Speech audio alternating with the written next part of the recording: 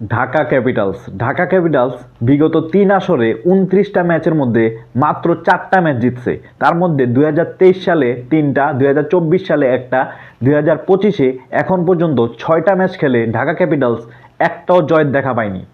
আজকের ম্যাচে ঢাকা সিলেটকে প্রথমে ব্যাটিং করে ১৯৩ রানের একটা বিশাল টার্গেট দেয়।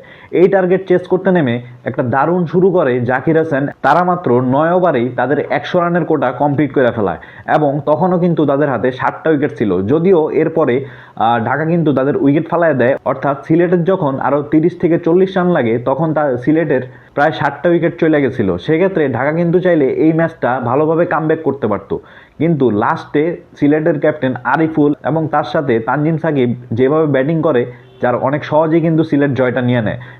ঢাকার বলারদের কিন্তু উচিত ছিল এই ম্যাচটা ওখান থেকে ব্যাক করে নিয়ে আসা।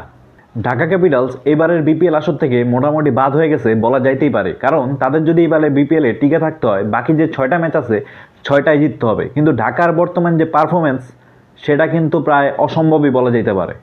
তো গাইজ, ঢাকার এই বেহাল দশার জন্য মূলত দায়টা কার, অথবা তাদের টিম কম্বিনেশনে কি কোনো ঘাটতি আছে সেই সম্পর্কে আপনার মূল্যবান মতামতটি নিশ্চয়ই জানাবেন কমেন্ট বক্সে।